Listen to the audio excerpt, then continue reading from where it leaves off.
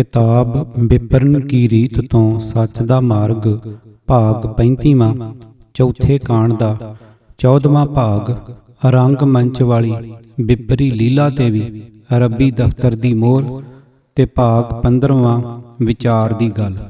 लेखक गुरबख्श सिंह काला अफगाना, आवाज़ गुरजंट सिंह रूपोवाली। वाहिगुरू जी का खालसा वाहिगुरू जी की फतेह।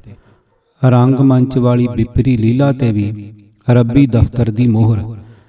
ब्राह्मण ने जिस प्रकार कृष्ण अथवा होर अवतारां ਅਤੇ ਦੇਵਤਿਆਂ ਬਾਰੇ ਆਪਣੇ ਧਰਮ ਗ੍ਰੰਥਾਂ ਵਿੱਚ ਲਿਖ ਕੇ ਉਸ ਨੂੰ ਭੰਡਿਆ ਹੈ, ਇਹ ਕੁਝ ਲਿਖਣਾ ਤੇ ਬੜਾ ਦੂਰ ਦੀ ਗੱਲ ਹੈ। ਦੁਨੀਆ ਦੇ ਕਿਸੇ ਵੀ ਧਰਮ ਦਾ ਮਨੁੱਖ ਆਪਣੇ ਇਸ਼ਟ ਦੀ ਸ਼ਾਨ ਵਿਰੁੱਧ ਅਜਿਹਾ ਸੁਣ ਵੀ ਨਹੀਂ ਸਕਦਾ। ਦਾਨ ਪ੍ਰਥਾ ਵਿਚਾਰਦਿਆਂ ਇਹ ਗੱਲ ਸਾਫ਼ ਕੀਤੀ ਗਈ ਹੈ ਕਿ ਸੰਸਕ੍ਰਿਤ ਦੇ ਉੱਚ ਕੋਟੀ ਦੇ ਵਿਦਵਾਨ ਅਤੇ ਗਿਆਨ ਦੇ ਭੰਡਾਰ ਬ੍ਰਾਹਮਣ ਨੇ ਇਹ ਸਾਰਾ ਅਨਰਥ ਕਿਸ ਯੋਜਨਾ ਦੀ ਪੂਰਤੀ ਵਾਸਤੇ ਕੀਤਾ ਸੀ। ਜੇ ਬ੍ਰਾਹਮਣ ਹੋਰ ਦੇਵੀ ਦੇਵਤਿਆਂ ਦੇ ਨਾਲ ਕ੍ਰਿਸ਼ਨ ਜੀ ਨੂੰ ਗਿਰੇ ਹੋਏ ਆਚਰਨ ਵਾਲੇ ਸ਼ਰਾਬੀ ਕਬਾਬੀ, ਬਚਪਨ ਤੋਂ ਪਰ ਇਸਤਰੀਗਾਮੀ ਅਤੇ 16,108 ਵਿਆਹੁਤਾ ਇਸਤਰੀਆਂ ਨੂੰ ਭੋਗਣ ਤੇ ਵੀ ਸੰਤੁਸ਼ਟ ਨਾ ਹੋ ਕੇ ਪਰ ਨਾਰੀਆਂ ਨਾਲ ਵੀ ਭੋਗ ਕਰਨ ਦਾ ਸ਼ੌਕੀਨ ਸਿੱਧ ਨਾ ਕਰਦਾ, ਖੂਬਸੂਰਤ ਤੋਂ ਖੂਬਸੂਰਤ ਬੱਚੀਆਂ ਕ੍ਰਿਸ਼ਨ ਦੀ ਮੂਰਤੀ ਅਥਵਾ ਪੱਥਰ ਨਾਲ ਕੌਣ ਵਿਆਹੁੰਦਾ। ਯਾਦ ਰਹੇ ਕਿ ਭਗਵਾਨ ਨਾਲ ਸ਼ਾਦੀ ਕਰਨ ਵਾਸਤੇ ਵੱਧ ਤੋਂ ਵੱਧ ਖੂਬਸੂਰਤ ਬੀਬੀ ਪੇਸ਼ ਕੀਤੀ ਜਾਣ ਦਾ ਭਰਮ ਪੱਕੇ ਪੈਰ ਜਮਾ ਚੁੱਕਾ ਸੀ। ਦੇਸ਼ ਦੀਆਂ ਅਣਗਿਣਤ ਮਾਸੂਮ ਬੱਚੀਆਂ ਬ੍ਰਾਹਮਣ ਦੀ ਹਵਸ ਦਾ ਸ਼ਿਕਾਰ ਬਣ ਕੇ ਰਾਮਜਣੀਆਂ ਅਥਵਾ ਵੇਸਵਾ ਕਿਵੇਂ ਬਣਦੀਆਂ। ਬ੍ਰਾਹਮਣ ਦੀ ਇਸੇ ਲੰਪਟੀ ਰੁਚੀ ਕਰਕੇ ਹੀ ਹਜ਼ਾਰਾਂ ਤੇ ਲੱਖਾਂ ਦੀ ਗਿਣਤੀ ਵਿੱਚ ਭਾਰਤ ਦੀ ਲਾਜ ਮੰਦਰਾਂ ਦੇ ਰਸਤੇ ਮੁਸਲਮਾਨੀ ਦੇਸ਼ਾਂ ਵਿੱਚ ਪੁੱਜ ਕੇ ਨਿਲਾਮ ਕਿਵੇਂ ਹੁੰਦੀ ਰਹੀ। ਉਸ ਗੁਰੂ ਗੋਬਿੰਦ ਸਿੰਘ ਜੀ ਨੂੰ ਕ੍ਰਿਸ਼ਨ ਦੀਆਂ ਸਿਫਤਾਂ ਲਿਖਣ ਵਾਲੇ ਸਾਬਤ ਕਰਨ ਤੇ ਜ਼ੋਰ ਲਾਇਆ ਹੈ, ਜਿਨ੍ਹਾਂ ਨੇ ਕਥਿਤ ਵਿਸ਼ਨੂੰ ਦੇ ਕਥਿਤ ਅਵਤਾਰ ਕ੍ਰਿਸ਼ਨ ਨੂੰ ਦਿੱਤੇ ਹੋਏ ਨਾਮ ਨਾਰਾਇਣ, ਗੋਪੀਨਾਥ, ਗੋਪਾਲ, ਰਿਖੀਕੇਸ਼, ਮਾਧਵਾਦ ਨੂੰ ਆਪਣੇ ਇਸ ਕਵਿੱਤ ਵਿੱਚ ਵਰਤ ਕੇ ਕ੍ਰਿਸ਼ਨ ਦੀ ਕਿਸੇ ਹੋਣ ਦੇ ਭਰਮ ਦੀ ਖੰਡਨਾ ਕੀਤੀ ਹੈ। ਨਾਰਾਇਣ ਕੱਛ ਮੱਛ ਤੰਦੂਆ ਕਹਿਤ ਸਭ, ਕੌਲ ਨਭ ਕੌਲ ਜੇ ਤਾਲ ਮੈਂ ਰਹਿਤ ਹੈ। ਗੋਪੀਨਾਥ ਗੂਜਰ ਗੋਪਾਲ ਸਭੇ ਢੇਨ ਚਾਰੀ, ਰਿਖੀਕੇਸ਼ ਨਾਮ ਕੇ ਮਹੰਤ ਲਹੀਅਤ ਹੈ। माधव भवर औ अटेरजू को कन्हैया नाम, कंस को बधया जमदूत कहियत है। मूढ़ रूढ़ पाटत ना गूढ़ता को भेद पावै, पूजत ना ताहे जाके राखे कहियत है। अर्थ सतगुरु जी कहते हैं, जे पानी विच निवास रखण वाले विष्णु नूं ही रब नारायण कहना है तां पानी विच निवास करन वाले कच्छू कम्मे, मੱਛ ਅਤੇ ਤੇਂਦੂਏ ਆਦਿਕ ਜੀਵਾਂ ਨੂੰ ਵੀ ਰੱਬ ਮੰਨਣਾ ਪਵੇਗਾ। ਜੇ ਆਪਣੀ ਧੁਨੀ ਵਿੱਚ ਕਮਲ ਧਾਰਨ ਕਰਨ ਨਾਲ ਕੋਈ ਚੀਜ਼ ਰੱਬ ਅਖਵਾ ਸਕਦੀ ਹੈ ਤਾਂ ਉਹ ਸਰੋਵਰ ਤਾਂ ਰੱਬ ਬਣੇ ਬਣਾਏ ਹੀ ਹਨ, ਜਿਨ੍ਹਾਂ ਦੀ ਧੁਨੀ ਵਿੱਚ ਅਨੇਕਾਂ ਕਮਲ ਫੁੱਲ ਹਨ। ਗਊਆਂ ਦਾ ਸੁਆਮੀ ਗੋਪੀਨਾਥ ਹੋਣਾ ਵੀ ਕੋਈ ਰੱਬੀ ਗੁਣ ਨਹੀਂ। ਸਾਰੇ ਗੁੱਜਰ ਵੀ ਤਾਂ ਗੋਪੀਆਂ ਦੇ ਖਸਮ ਹੀ ਹੁੰਦੇ ਹਨ। ਜੇ ਵਿਆਹੇ ਹੋਣ, ਜੇ ਰੱਬ ਨੂੰ ਜਾਣਨ ਲਈ ਇਹੋ ਮਾਪਦੰਡ ਹੈ ਤਾਂ ਸਭ ਗੁੱਜਰ ਵੀ ਰੱਬ ਬਣ ਗਏ। ਗਊਆਂ ਚਾਰਨਾ ਕੋਈ ਗੁਣ ਨਹੀਂ। ਜੇ ਅਜਿਹੀ ਗੱਲ ਹੀ ਹੈ ਤਾਂ ਗਊਆਂ ਚਾਰਨ ਵਾਲੇ ਸਭ ਗਵਾਲੇ ਰੱਬ ਮੰਨਣੇ ਪੈਣਗੇ। ਕੇਵਲ ਇੰਦਰੀਆਂ ਨੂੰ ਜਿੱਤਣ ਵਾਲਾ ਰਿਖੀਕੇਸ਼ ਰੱਬ ਕਿਵੇਂ ਮੰਨਿਆ ਜਾ ਸਕਦਾ ਹੈ। ਅਨੇਕਾਂ ਐਸੇ ਮਹੰਤ ਮਹਾਤਮਾ ਮਿਲ ਸਕਦੇ ਹਨ ਜਿਨ੍ਹਾਂ ਨੇ ਇਹ ਗੁਣ ਹਾਸਲ ਕਰ ਰੱਖਿਆ ਹੋਵੇ। ਫਿਰ ਤਾਂ ਅਜਿਹੇ ਸਮੂਹ ਮਹੰਤਾਂ ਨੂੰ ਵੀ ਰੱਬ ਹੀ ਮੰਨਣਾ ਪਵੇਗਾ। ਥਾਂ ਥਾਂ ਰਸ ਪਾਨ ਕਰਨ ਵਾਲੇ ਨੂੰ ਜੇ ਰੱਬ ਮਾਧਵ ਕਹਿਣਾ ਹੈ ਤਾਂ ਭੌਰੇ ਨੂੰ ਵੀ ਰੱਬ ਹੀ ਮੰਨਣਾ ਪਵੇਗਾ, ਜੋ ਇਸ ਗੁਣ ਵਿੱਚ ਪ੍ਰਬੀਨ ਹੈ। ਜੇ ਕੰਧ ਉੱਤੇ ਜਾਲਾ ਹੋਣ ਸਕਣ ਦੀ ਤਾਕਤ ਰੱਖਣ ਮਾਤਰ ਕਾਰਨ ਕੋਈ ਰੱਬ ਕਨ੍ਹਈਆ ਅਖਵਾ ਸਕਦਾ ਹੈ ਤਾਂ ਅਟੇਰੂ ਅਥਵਾ ਮੱਕੜੀ ਨੂੰ ਵੀ ਰੱਬ ਕਰਕੇ ਪੂਜਣਾ ਪਵੇਗਾ। ਕੰਸ ਘਾਤਕ ਹੋਣਾ ਵੀ ਕੋਈ ਰੱਬੀ ਗੁਣ ਨਹੀਂ। ਜਮਦੂਤ ਮੌਤ ਇੱਕ ਕੰਸ ਨਹੀਂ, ਇਹ ਤਾਂ ਕਰੋੜਾਂ ਕੰਸਾਂ ਨੂੰ ਰੋਜ਼ ਖਤਮ ਕਰਦਾ ਹੈ, ਤਾਂ ਫਿਰ ਜਮਦੂਤ ਨੂੰ ਵੀ ਰੱਬ ਹੀ ਮੰਨਣਾ ਪਵੇਗਾ। ਵਾਸਤਵ ਵਿੱਚ ਕੰਸ ਨੂੰ ਮਾਰਨ ਵਾਲੇ ਨੂੰ ਜਮਦੂਤ ਤੋਂ ਵੱਧ ਨਹੀਂ ਮੰਨਿਆ ਜਾ ਸਕਦਾ। ਸਤਿਗੁਰੂ ਜੀ ਅੰਤ ਵਿੱਚ ਫਰਮਾਉਂਦੇ ਹਨ, ਕਿ ਮੂਰਖ ਲੋਕ ਰੂੜੀਆਂ ਨੂੰ ਭਾਵ ਫੋਕੀਆਂ ਅਰਥਹੀਣ ਰਸਮਾਂ ਅਤੇ ਵਿਸ਼ਵਾਸਾਂ ਨੂੰ ਪਿੱਟਦੇ ਰਹਿੰਦੇ ਹਨ ਅਤੇ ਤੱਤ ਜਾਂ ਅਸਲੀਅਤ ਦੀ ਗੱਲ ਦੀ ਤਹਿ ਤੱਕ ਪੁੱਜ ਕੇ ਰਾਜ਼ੀ ਨਹੀਂ। ਇਹ ਮੂਰਖ ਲੋਕ ਉਸ ਸਰਬ ਸ਼ਕਤੀਮਾਨ ਪ੍ਰਭੂ ਦਾ ਸਿਮਰਨ ਕਰਨ ਲਈ ਤੇ ਉਸ ਨੂੰ ਮੰਨਣ ਲਈ ਤਿਆਰ ਨਹੀਂ, ਜਿਸ ਦੇ ਹੁਕਮ ਵਿੱਚ ਸਭ ਜੀਆਂ ਦੀ ਪਾਲਣਾ ਹੋ ਰਹੀ ਹੈ। ਪ੍ਰਭੂ ਦੀ ਕੇਵਲ ਹਸਤੀ ਨੂੰ ਛੱਡ ਕੇ ਕਿਰਤਮ, ਦੇਵੀ ਦੇਵਤਿਆਂ ਅਤੇ ਅਵਤਾਰਾਂ ਨੂੰ ਪੂਜ ਕੇ ਲੁਕਾਈ ਖੁਆਰ ਹੋ ਰਹੀ ਹੈ। ਕਾਹੂ ਲੈ ਠੋਕ ਬੱਧੇ ਉਰ ਠਾਕੁਰ, ਕਾਹੂ ਮਹੇਸ਼ ਕੋ ਏਸ ਬਖਾਨਿਓ, ਕਾਹੂ ਕਹਿਓ ਹਰ ਮੰਦਰ में हर, काहू मसीत के बीच परमान्यो, काहू ने राम कहो कृष्णा कहो, काहू मने अवतार न मान्यो, फोकट धर्म विसार सबे, करतार ही को करता जी जान्यो। दसम ग्रंथ पन्ना 713 ਅਤੇ 14। ਅਰਥ, ਕਈਆਂ ਨੇ ਕਈ ਤਰ੍ਹਾਂ ਦੇ ਠਾਕਰ ਹਿਰਦੇ ਵਿੱਚ ਦ੍ਰਿੜ ਕੀਤੇ ਹੋਏ ਹਨ। ਕੋਈ ਸ਼ਿਵ ਨੂੰ ਹੀ ਪਰਮਾਤਮਾ ਕਹਿ ਰਿਹਾ ਹੈ, ਕੋਈ ਪ੍ਰਭੂ ਨੂੰ ਮੰਦਰ ਵਿੱਚ ਕਹਿੰਦਾ ਹੈ ਤੇ ਕੋਈ ਰੱਬ ਨੂੰ ਮਸੀਤ ਵਿੱਚ ਸਮਝਦਾ ਹੈ। ਕੋਈ ਰਾਮ ਅਤੇ ਕ੍ਰਿਸ਼ਨ ਨੂੰ ਹੀ ਪਰਮਾਤਮਾ ਦੇ ਅਵਤਾਰ ਕਹਿ ਰਿਹਾ ਹੈ। ਅਜਿਹੇ ਵਿਸ਼ਵਾਸ ਸਭ ਫਜ਼ੂਲ ਹਨ। ਮੈਂ ਤਾਂ ਸਿਰਫ ਕਰਤਾਰ ਨੂੰ ਹੀ ਕਰਨਹਾਰ ਜਾਣਦਾ ਹਾਂ। ਸੋ ਕਿਮ ਮਾਨ ਸਰੂਪ ਕਹਾਏ, ਸਿੱਧ ਸਮਾਧ ਸਾਧ ਕਰ ਹਾਰੇ, ਕਹੂੰ ਨਾ ਦੇਖਣ ਪਾਏ ਰਹਾ। ਦਸਮ ਗ੍ਰੰਥ ਪੰਨਾ 711।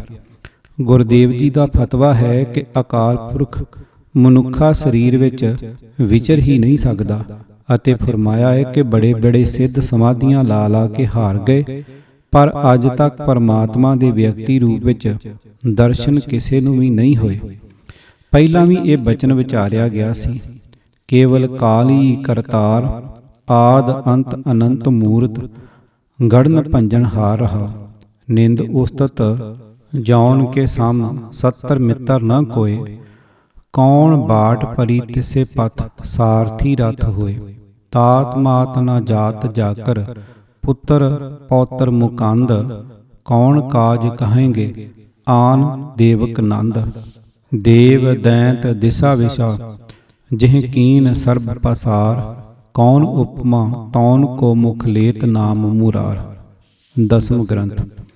ਅਰਥ, ਸਿਰਜਣਾ ਅਤੇ ਖੈ ਕਰ ਸਕਣ ਵਾਲਾ, ਸਦੀਵੀ ਅਤੇ ਅਟਲ ਹਸਤੀ ਵਾਲਾ ਸਿਰਫ ਅਕਾਲ ਪੁਰਖ ਹੀ ਹੈ।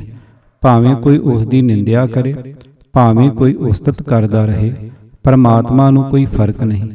ਇਸੇ ਤਰ੍ਹਾਂ ਨਾ ਕੋਈ ਉਸ ਵਾਸਤੇ ਦੁਸ਼ਮਣ ਹੈ ਤੇ ਨਾ ਹੀ ਕੋਈ ਸੱਜਣ ਹੈ।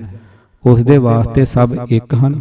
ਫਿਰ ਭਲਾ ਇਹ ਸੋਚੋ ਕਿ ਉਸ ਨੇ ਅਰਜੁਨ ਦੇ ਧੜੇ ਵਿੱਚ ਹੋ ਕੇ ਉਸ ਦਾ ਰਥਵਾਈ ਕਿਉਂ ਬਣਨਾ ਸੀ। ਅਰਜੁਨ ਦੇ ਰਥਵਾਈ ਨੂੰ ਰੱਬ ਨਹੀਂ ਕਿਹਾ ਜਾ ਸਕਦਾ। ਜਿਸ ਪ੍ਰਭੂ ਦਾ ਨਾ ਕੋਈ ਪਿਤਾ ਹੈ ਨਾ ਹੀ ਮਾਤਾ ਹੈ, ਅਜਿਹਾ ਪ੍ਰਭੂ ਕਿਸ ਕਾਰਨ ਦੇਵਕੀ ਦਾ ਪੁੱਤਰ ਅਖਵਾ ਸਕਦਾ ਸੀ। ਅਰਥਾਤ ਇਹ ਝੂਠੀ ਗਾਥਾ ਹੈ ਕਿ ਅਕਾਲ ਪੁਰਖ ਕ੍ਰਿਸ਼ਨ ਰੂਪ ਹੋ ਕੇ ਜਨਮਿਆ ਸੀ। ਸਾਰੀ ਸ੍ਰਿਸ਼ਟੀ ਦਾ ਮਾਲਕ, ਜਿਸ ਦੇ ਵਸ ਵਿੱਚ ਸਭ ਕਾਇਨਾਤ ਹੈ, ਉਸ ਨੂੰ ਮੁਰਦੈਂਤ ਮਾਰਨ ਵਾਲਾ ਮੁਰਾਰ ਕਹਿਣਾ ਪਰਮਾਤਮਾ ਦੀ ਨਿੰਦਾ ਕਰਨ ਤੁਲ ਹੈ। ਰਤਨ ਸਿੰਘ ਭੰਗੂ, ਭਾਈ ਮਹਿਤਾਬ ਸਿੰਘ ਜੀ ਮੀਰਾਂ ਕੋਟੀਏ, ਜਿਨ੍ਹਾਂ ਮੱਸੇ ਰੰਗੜ ਦਾ ਸਿਰ ਵੱਢਿਆ ਸੀ, ਦੇ ਪੋਤੇ ਸਰਦਾਰ ਰਾਏ ਸਿੰਘ ਦੇ ਸੁਪੁੱਤਰ ਸਨ। ਉਹਨਾਂ ਨੇ ਆਪਣੀ ਪੁਸਤਕ ਪ੍ਰਾਚੀਨ ਪੰਥ ਪ੍ਰਕਾਸ਼ ਪੁਰਾਤਨ ਸਿੱਖਾਂ ਦੇ ਅੱਖੀਂ ਡਿੱਠੇ ਅਥਵਾ ਪਿਤਾ ਪਤਾਮਾ ਕੋਲੋਂ ਸੁਣੇ ਉਸ ਸਮੇਂ ਦੇ ਠੀਕ ਹਾਲਾਤ ਲਿਖੇ ਹਨ। ਉਹਨਾਂ ਲਿਖਿਆ ਹੈ ਕਿ ਹਿੰਦੂ ਲੋਕ ਜਿਨ੍ਹਾਂ ਨੂੰ ਅਵਤਾਰ ਅਥਵਾ ਦੇਵਤੇ ਮੰਨ ਕੇ ਪੂਜਦੇ ਹਨ, ਸਿੱਖ ਉਹਨਾਂ ਨੂੰ ਮਨੁੱਖਾਂ ਵਾਂਗ ਪਰਮੇਸ਼ਵਰ ਦੇ ਸੇਵਕ ਹੀ ਸਮਝਦੇ ਹਨ। ਹਿੰਦੂ ਕਹਿਤ ਜਿਨੇ ਅਵਤਾਰ, ਪਰਮੇਸ਼ਵਰ ਤਨ ਧਾਰੇ ਸਾਰ, ਪਰਮੇਸ਼ਵਰ ਥਾਪ ਪੂਜਤ ਮਾਨਤ, ਭਜਨ ਧਿਆਨ ਉਨਹੀ ਕਾ ਠਾਨਤ, ਸਿੱਖ ਉਨੇ ਪਰਮੇਸ਼ਰ ਨਾ ਮਾਨੇ, ਪਰਮੇਸ਼ਵਰ ਕੇ ਸੇਵਕ ਜਾਣੇ। ਪੰਥ ਪ੍ਰਕਾਸ਼। ਗੁਰੂ ਕੇ ਸਿੱਖਾਂ ਦੀ ਗੱਲ ਤਾਂ ਕਿਤੇ ਰਹੀ, ਵੇਦਾਂ ਨੂੰ ਮੰਨਣ ਵਾਲੇ ਆਰੀਆ ਸਮਾਜੀ ਰਾਮ ਅਤੇ ਕ੍ਰਿਸ਼ਨ ਦੋਹਾਂ ਦੀ ਕਿਸੇ ਅਜਿਹੀ ਹਸਤੀ ਨੂੰ ਨਹੀਂ ਮੰਨਦੇ ਜੋ ਪੁਰਾਣਾ ਆਦਿ ਰਾਹੀਂ ਪ੍ਰਚਾਰੀ ਹੋਈ ਹੈ। ਅਸੀਂ ਪਿੱਛੇ ਵੇਖਿਆ ਹੈ ਕਿ ਲੁੱਟ ਨੀਤੀ ਨਾਲ ਬਣਾਈ ਹੋਈ ਮਰਜ਼ਾਦਾ ਉੱਤੇ ਰੱਬੀ ਮੋਹਰ ਲਾਉਣ ਵਾਸਤੇ ਰਾਜੇ ਦਸ਼ਰਥ ਦੇ ਘਰ ਭਗਵਾਨ ਰਾਮਚੰਦਰ ਨੂੰ ਪੈਦਾ ਕੀਤਾ ਗਿਆ ਸੀ। ਉਸ ਦਾ ਹੀ ਅਸਰ ਹੈ ਕਿ ਆਰੀਆ ਸਮਾਜੀ ਰਾਮ ਨੂੰ ਮਾਨਤਾ ਬੇਸ਼ੱਕ ਨਹੀਂ ਦਿੰਦੇ, ਪਰ ਰੱਬੀ ਮੋਹਰ ਵਾਲੀ ਬ੍ਰਾਹਮਣੀ ਮਰਿਆਦਾ ਦੀ ਕੈਦ ਵਿੱਚੋਂ ਆਜ਼ਾਦ ਨਹੀਂ ਹੋ ਸਕੇ। ਵੇਦਾਂ ਅਥਵਾ ਕਬੀਰ ਕਾਗਦ ਕੀ ਓਬਰੀ ਮਸ ਕੇ ਕਰਮ ਕਪਾਟ ਪੰਨਾ 1371 ਵਿੱਚ ਪੂਰੀ ਤਰ੍ਹਾਂ ਬੱਝੇ ਹੋਏ ਹਨ। ਮਾਇਆ ਦੇ ਢੇਰ ਲੱਗ ਜਾਣ ਨਾਲ ਬ੍ਰਾਹਮਣ ਜਿਸ ਪ੍ਰਕਾਰ ਦਾ ਸ਼ਰਾਬੀ, ਕਬਾਬੀ, ਦੁਰਾਚਾਰੀ, ਝੂਠਾ, ਬਚਨਾਂ ਦਾ ਕੱਚਾ ਆਦਿ ਅਵਗੁਣਾਂ ਦਾ ਭੰਡਾਰ ਬਣ ਚੁੱਕਾ ਸੀ, ਇਹ ਪੂਰੀ ਗਾਥਾ ਪਿੱਛੇ ਪੜ ਚੁੱਕੇ ਹਾਂ। ਆਪਣੀਆਂ ਇਨ੍ਹਾਂ ਘਟੀਆ ਤੇ ਆਚਰਣਹੀਣ ਖਰਮਸਤੀਆਂ ਵਾਲੀ ਲੀਲਾ ਦੀ ਮਰਜ਼ਾਦਾ ਉੱਤੇ ਵੀ ਈਸ਼ਵਰੀ ਮੋਹਰ ਲਾ ਲੈਣੀ ਚਾਹੀ। ਰੱਬ ਨੂੰ ਰਾਮ ਰੂਪ ਵਿੱਚ ਵਰਤਣ ਵਾਲਾ ਤਜਰਬਾ ਪੂਰੀ ਤਰ੍ਹਾਂ ਸਫਲ ਰਿਹਾ ਸੀ। ਸੋ ਆਪਣੀ ਹੀ ਕਲਪਨਾ ਵਾਲੀ ਹਸਤੀ ਦਾ ਕ੍ਰਿਸ਼ਨ ਰੂਪੀ ਰੱਬ ਪੈਦਾ ਕਰ ਲਿਆ। ਕ੍ਰਿਸ਼ਨ ਕੋਲੋਂ ਉਹ ਸਭ ਕੁਝ ਕਰਾ ਕੇ ਧਰਮ ਦਾ ਅਨਿੱਖੜਵਾਂ ਅੰਗ ਬਣਾ ਲਿਆ।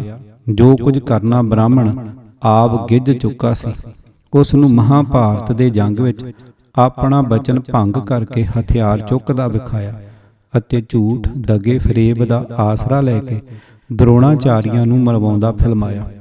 ਫਿਰ ਦਾਨਵੀਰ, ਸੱਚੇ ਸੁੱਚੇ, ਨਿਰਭੈ ਅਤੇ ਅਸੂਲ ਦੇ ਪੱਕੇ ਮਹਾਨ ਯੋਧੇ ਕਰਨ ਦੀ ਮੌਤ ਘਟੀਆ ਕਿਸਮ ਦੀ ਦਗੇਬਾਜ਼ੀ ਨਾਲ ਕਰਵਾਉਂਦਾ ਕ੍ਰਿਸ਼ਨ ਜੀ ਨੂੰ ਬ੍ਰਾਹਮਣ ਨੇ ਆਪਣੀ ਕਲਮ ਨਾਲ ਲਿਖਿਆ ਅਤੇ ਟੀਵੀ ਤੇ ਦਰਸਾਇਆ ਹੈ। ਇੱਥੇ ਹੀ ਬਸ ਨਹੀਂ, ਧਰਮ ਨੂੰ, ਮਨੁੱਖਤਾ ਦੇ ਸ਼ੁਭ ਗੁਣਾਂ ਨੂੰ ਅਥਵਾ ਜੰਗ ਦੇ ਨਿਯਮਾਂ ਨੂੰ ਤਿਲਾਂਜਲੀ ਦੇ ਕੇ ਦੁਰਯੋਧਨ ਦੀ ਮੌਤ ਕਰਵਾਉਂਦਾ ਕ੍ਰਿਸ਼ਨ ਭਗਵਾਨ ਨੂੰ ਵਿਖਾ ਦਿੱਤਾ। ਫਿਰ ਆਪਣੇ ਇਸ ਇਸ਼ਟ ਨੂੰ 16,108 ਇਸਤਰੀਆਂ ਦਾ ਪਤੀ ਅਤੇ ਹੋਰ ਬੇਅੰਤ ਬੀਬੀਆਂ ਦਾ ਭੋਗੀ ਪਰਮ ਵਿਸ਼ਈ ਸਿੱਧ ਕਰ ਲੈਣ ਦੇ ਨਾਲ ਹੀ ਭੰਗ, ਪੋਸਤ, ਅਫੀਮ ਅਤੇ ਸ਼ਰਾਬ ਵਰਗੇ ਗੰਦੇ ਨਸ਼ਿਆਂ ਨੂੰ ਇੱਕੋ ਸਮੇਂ ਵਰਤਦਾ ਅਤੇ ਸ਼ਰਾਬ ਦੇ ਸਮੁੰਦਰ ਦੀ ਮੰਗ ਕਰਦਾ ਦਰਸਾ ਦਿੱਤਾ। ਇਸ ਤਰ੍ਹਾਂ ਦੇਵਕੀ ਨੰਦਨ ਸ੍ਰੀ ਕ੍ਰਿਸ਼ਨ ਜੀ ਨੂੰ ਬੜਾ ਵੱਡਾ ਵੈਲੀ ਸਿੱਧ ਕਰਕੇ ਲੀਲਾ ਪਰਸ਼ੋਤਮ ਉਪਾਧੀ ਦਾ ਮੈਡਲ ਲਾ ਦਿੱਤਾ। ਰਾਮ ਰੱਬ ਜੀ ਕੋਲੋਂ ਆਪਣੀ ਬਣਾਈ ਮਰਿਆਦਾ ਉੱਤੇ ਤਸਦੀਕੀ ਮੋਹਰ ਲਵਾ ਲਈ ਸੀ।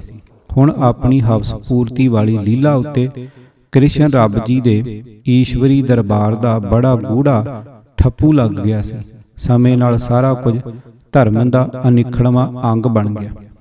ਇਹਨਾਂ ਕਰਕੇ ਵੀ ਬ੍ਰਾਹਮਣ ਨਿਸ਼ਚਿੰਤ ਨਹੀਂ ਹੋਇਆ।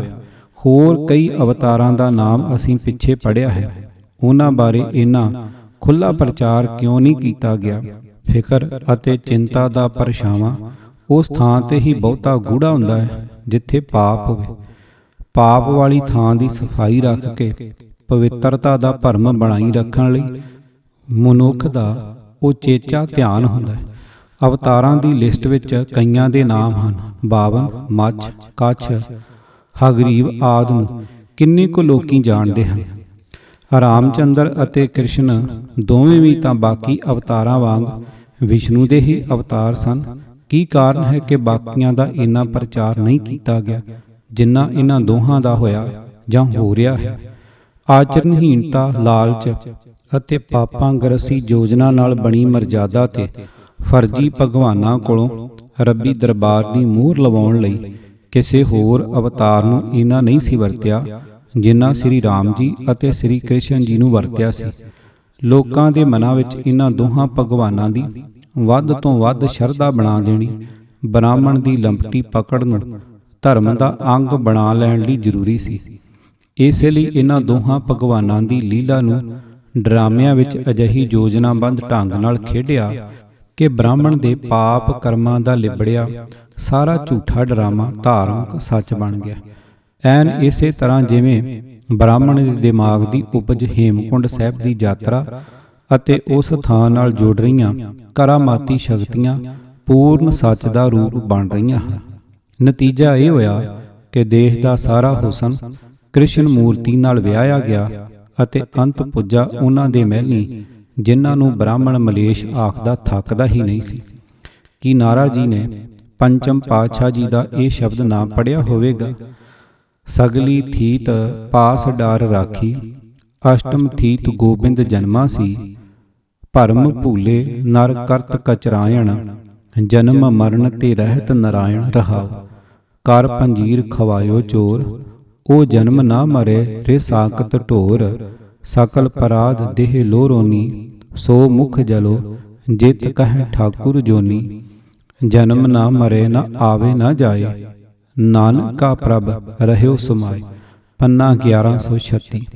ਅਰਥ, ਭਟਕਣਾ ਦੇ ਕਾਰਨ ਕੁਰਾਹੇ ਪਏ ਹੈ ਮਨੁੱਖ, ਤੂੰ ਇਹ ਕੱਚੀਆਂ ਭਾਵ ਝੂਠੀਆਂ ਗੱਲਾਂ ਕਰ ਰਿਹਾ ਹੈ ਕਿ ਪਰਮਾਤਮਾ ਨੇ ਭਾਦੋਂਵਦੀ ਅਸ਼ਟਮੀ ਨੂੰ ਕ੍ਰਿਸ਼ਨ ਰੂਪ ਵਿੱਚ ਜਨਮ ਲਿਆ। ਪਰਮਾਤਮਾ ਜੰਮਣ ਮਰਨ ਤੋਂ ਪਰੇ ਹੈ। ਰਹਾਓ, ਇਹ ਤੇਰੀ ਗੱਲ ਵੀ ਬੜੀ ਕੱਚੀ ਹੈ ਕਿ ਪਰਮਾਤਮਾ ਨੇ ਹੋਰ ਸਾਰੀਆਂ ਥਿੱਤਾਂ ਲਾਂਭੇ ਰਹਿਣ ਦਿੱਤੀਆਂ ਅਤੇ ਭਾਦੋਂਵਦੀ ਅਸ਼ਟਮੀ ਥਿੱਤ ਨੂੰ, ਜਿਹੜੀ ਥਿੱਤ ਤੇਰੇ ਜੋਤਿਸ਼ ਦੇ ਹਿਸਾਬ ਨਾਲ ਬੜੀ ਚੰਗੀ ਸੀ, ਉਸ ਨੇ ਜਨਮ ਲਿਆ। ਹੇ ਭਾਈ, ਪੰਜੀਰੀ ਬਣਾ ਕੇ ਤੂੰ ਲੁਕਾ ਕੇ ਆਪਣੇ ਵੱਲੋਂ ਪਰਮਾਤਮਾ ਨੂੰ ਕ੍ਰਿਸ਼ਨ ਮੂਰਤੀ ਦੇ ਰੂਪ ਵਿੱਚ ਖਵਾਉਂਦਾ ਹੈ। ਹੇ ਰੱਬ ਤੋਂ ਟੁੱਟੇ ਹੋਏ ਮਨੁੱਖ, ਪ੍ਰਭੂ ਨਾ ਜੰਮਦਾ ਹੈ ਨਾ ਮਰਦਾ ਹੈ। ਕ੍ਰਿਸ਼ਨ ਸ਼੍ਰੀਮਤੀ ਦੇਵਕੀ ਦੇ ਪੇਟੋਂ ਜਨਮ ਲੈਂਦਾ ਅਤੇ ਇੱਕ ਸ਼ਿਕਾਰੀ ਦੇ ਤੀਰ ਨਾਲ ਮਰਦਾ ਬ੍ਰਾਹਮਣ ਨੇ ਆਪ ਹੀ ਲਿਖਿਆ। ਹੇ ਭਾਈ, ਤੂੰ ਕ੍ਰਿਸ਼ਨ ਮੂਰਤੀ ਨੂੰ ਭੰਗੂੜੇ ਵਿੱਚ ਪਾ ਕੇ ਲੋਰੀਆਂ ਦਿੰਦਾ ਹੈ। ਆਪਣੇ ਵੱਲੋਂ ਤੂੰ ਰੱਬ ਨੂੰ ਲੋਰੀ ਦਿੰਦਾ ਹੈ। ਤੇਰਾ ਇਹ ਕੰਮ ਸਾਰੇ ਅਪਰਾਧਾਂ ਦਾ ਮੂਲ ਹੈ। ਭਾਵ ਇਸੇ ਪਖੰਡ ਦੇ ਪਰਦੇ ਵਿੱਚ ਤੂੰ ਸਾਰੇ ਅਪਰਾਧ ਕਰ ਰਿਹਾ ਹੈ। ਸੜ ਜਾਏ ਤੇਰਾ ਉਹ ਮੂੰਹ ਜਿਸ ਦੀ ਰਾਹੀਂ ਤੂੰ ਆਖਦਾ ਹੈ ਕਿ ਮਾਲਕ ਪ੍ਰਭੂ ਜੂਨਾਂ ਵਿੱਚ ਆਉਂਦਾ ਹੈ। ਹੇ ਭਾਈ, ਨਾਨਕ ਦਾ ਪ੍ਰਭੂ ਤਾਂ ਹਰ ਥਾਈਂ ਆਪਣੀ ਸਿਰਜਣਾ ਦੇ ਕਣ-ਕਣ ਵਿੱਚ ਵਿਆਪਕ ਹੈ। ਉਸ ਨੂੰ ਭਲਾ ਜਨਮ ਮਰਨ ਦੇ ਗੇੜ ਵਿੱਚ ਪੈਣ ਦੀ ਕੀ ਲੋੜ ਹੈ। ਗੁਰੂ ਗ੍ਰੰਥ ਸਾਹਿਬ ਦੇ ਇਸ ਫਰਮਾਨ ਦੇ ਹੁੰਦਿਆਂ ਜਿਹੜਾ ਸਿੱਖ ਕ੍ਰਿਸ਼ਨ ਅਥਵਾ ਰਾਮ ਆਦਿ ਨੂੰ ਬ੍ਰਾਹਮਣੀ ਕਲਪਨਾ ਦੀ ਉਪਜ ਮੰਨਣ ਦੇ ਥਾਂ ਉਹਨਾਂ ਬਾਰੇ ਧਾਰਮਿਕ ਸ਼ਰਧਾ ਰੱਖਦਾ ਹੈ, ਉਹ ਗੁਰੂ ਦਾ ਸਿੱਖ ਕਿਵੇਂ ਅਖਵਾ ਸਕਦਾ ਹੈ। ਗੁਰਦੇਵ ਦੇ ਫਰਮਾਨ ਤੋਂ ਸਿੱਧ ਹੋ ਜਾਂਦਾ ਹੈ ਕਿ ਕ੍ਰਿਸ਼ਨ ਮੂਰਤੀ ਦੀ ਪੂਜਾ ਬ੍ਰਾਹਮਣ ਲਈ ਕਈ ਅਪਰਾਧਾਂ ਦਾ ਮੂਲ ਬਣਦੀ ਹੈ। ਭਾਗ 15ਵਾਂ। ਵਿਚਾਰ ਦੀ ਗੱਲ। ਸਿੱਖੀ ਭੇਖ ਵਾਲੇ ਲਿਖਾਰੀ ਗਿਆਨੀ ਈਸ਼ਰ ਸਿੰਘ ਜੀ ਬਾਰ-ਬਾਰ ਦਲੀਲਾਂ ਦੇ ਕੇ ਇਹ ਸਿੱਧ ਕਰਦੇ ਹਨ ਕਿ ਗੁਰੂ ਨਾਨਕ ਜੀ 52 ਅਵਤਾਰ ਅਥਵਾ ਦੂਜੇ ਅਵਤਾਰਾਂ ਵਾਂਗ ਵਿਸ਼ਨੂੰ ਜੀ ਹੀ ਸਨ ਅਤੇ ਕ੍ਰਿਸ਼ਨ ਜੀ ਹੀ ਕਲਗੀਧਰ ਦੇ ਰੂਪ ਵਿੱਚ ਪ੍ਰਗਟ ਹੋਏ ਹਨ। ਅਤੇ ਨਾਲ ਹੀ ਬੜੇ ਤਰਕਵਾਦੀ ਢੰਗ ਨਾਲ ਇਹ ਲਿਖਦੇ ਹਨ ਕਿ ਗੁਰੂ ਗ੍ਰੰਥ ਸਾਹਿਬ ਦਾ ਸਿੱਖ ਉਹੀ ਹੈ ਜਿਹੜਾ ਕ੍ਰਿਸ਼ਨ ਜੀ ਨੂੰ ਵਾਹਿਗੁਰੂ ਮੰਨੇ। ਜੇ ਗਿਆਨੀ ਜੀ ਵਾਕਿਆ ਹੀ ਸੱਚੇ ਦਿਲੋਂ ਇਹੋ ਸਮਝਦੇ ਸਨ ਕਿ ਕ੍ਰਿਸ਼ਨ ਜੀ ਹੀ ਕਲਗੀਧਰ ਦੇ ਰੂਪ ਵਿੱਚ ਪ੍ਰਗਟ ਹੋਏ ਹਨ, ਤਾਂ ਕੀ ਕਾਰਨ ਹੈ ਕਿ ਉਹਨਾਂ ਨੇ ਕ੍ਰਿਸ਼ਨ ਭਗਤ ਹਿੰਦੂਆਂ ਨੂੰ ਕਿਤੇ ਇੱਕ ਵਾਰ ਵੀ ਇਹ ਮਸ਼ਵਰਾ ਨਹੀਂ ਦਿੱਤਾ ਕਿ ਸੁਧਰਿਆ ਹੋਇਆ ਨਿਆਰਾ ਗਿਆਨ ਲੈ ਕੇ ਆਏ ਆਪਣੇ ਕਲਗੀਧਰ ਰੂਪੀ ਕ੍ਰਿਸ਼ਨ ਜੀ ਦਾ ਅੰਮ੍ਰਿਤ ਛਕ ਕੇ ਤਿਆਰ ਬਰ ਤਿਆਰ ਖਾਲਸਾ ਸੱਜ ਜਾਣ। ਸਿਰਫ ਸਿੱਖਾਂ ਨੂੰ ਹੀ ਕਿਉਂ ਕ੍ਰਿਸ਼ਨ ਭਗਤ ਬਣਾ ਲੈਣ ਲਈ ਬੇਚੈਨ ਹੋ ਰਹੇ ਹਨ। ਕੀ ਕਾਰਨ ਹੈ ਕਿ ਆਪਣੀ ਪੁਸਤਕ ਲਿਖਣ ਸਮੇਂ ਸੁਹਿਰਦਤਾ ਅਥਵਾ ਇਮਾਨਦਾਰੀ ਨੂੰ ਤਲਾਂਜਲੀ ਦੇ ਕੇ ਦਸਮ ਗ੍ਰੰਥ ਦੀਆਂ ਲਿਖਤਾਂ ਦੀ ਇੱਕ ਵਾਗੀ ਚੋਣ ਕਰਕੇ ਪਾਠਕਾਂ ਦੇ ਮਨਾਂ ਵਿੱਚ ਅਸਲੀਅਤ ਦੇ ਉਲਟ ਭੁਲੇਖੇ ਪਾਉਣ ਦਾ ਪੂਰਾ ਯਤਨ ਕੀਤਾ ਹੋਇਆ ਹੈ। ਸ੍ਰੀ ਗੁਰੂ ਗ੍ਰੰਥ ਸਾਹਿਬ ਜੀ ਦੇ ਸਿਧਾਂਤ ਦੀ ਜਾਣ ਬੁੱਝ ਕੇ ਖੰਡਨਾ ਕਰਨ ਦਾ ਕੀ ਕਾਰਨ ਸੀ? ਕਿ ਇਸ ਵਿੱਚ ਅਜੇ ਵੀ ਕੋਈ ਸ਼ੱਕ ਹੈ ਕਿ ਨਾਰਾ ਜੀ ਬ੍ਰਾਹਮਣ ਦੇ ਪੱਕੇ ਏਜੰਟ ਹਨ। ਐਸੇ ਕਾਹੇ ਭੂਲ ਪਰੇ ਕਰੇ ਕਰਾਵੇਂ ਮੂਕਰ ਪਾਵੇਂ ਪੇਖਤ ਸੁਨਤ ਸਦਾ ਸੰਗ ਹਰਿ ਰਹਾਉ। ਕਾਚ ਬਿਹਾਜਨ ਕੰਚਨ ਛਾਡਨ ਬੈਰੀ ਸੰਗ ਹੇਤ ਸਾਜਨ ਤਿਆਗ ਖਰੇ। ਹੋਵਨ ਕੌਰਾ ਅਨਹੋਵਨ ਮੀਠਾ ਬਿਖਿਆ ਮਹਿ ਲਪਟਾਏ ਜਰੇ। ਆਂਧ ਕੂਪ ਮੈਂ ਪਰਿਓ ਪ੍ਰਾਨੀ ਭਰਮ ਗੁਬਾਰ ਮੋਹ ਬੰਧ ਪਰੇ। ਕਹੋ ਨਾਨਕ ਪ੍ਰਭ ਹੋਤ ਦਇਆਰਾ ਗੁਰ ਭੇਟੈ ਕਾਢੇ ਬਾਹਾਂ ਫਰੇ। ਪੰਨਾ 833। ਕਿਤਾਬ ਵਿਪਰਨ ਕੀ ਰੀਤ ਤੋਂ ਸੱਚ ਦਾ ਮਾਰਗ, ਭਾਗ 35ਵਾਂ। ਚੌਥੇ ਕਾਂਡ ਦਾ 15 ਅਤੇ 16ਵਾਂ ਭਾਗ। ਲੇਖਕ ਗੁਰਬਖਸ਼ ਸਿੰਘ ਕਾਲਾ ਅਫਗਾਨਾ, ਆਵਾਜ਼ ਗੁਰਜੰਟ ਸਿੰਘ ਰੂਪੋਵਾਲੀ। ਪੂਰੀ ਕਿਤਾਬ ਸੁਣਨ ਲਈ YouTube channel Gurjant Singh Rupowali subscribe ਕਰੋ। ਵਾਹਿਗੁਰੂ ਜੀ ਕਾ ਖਾਲਸਾ, ਵਾਹਿਗੁਰੂ ਜੀ ਕੀ ਫਤਿਹ।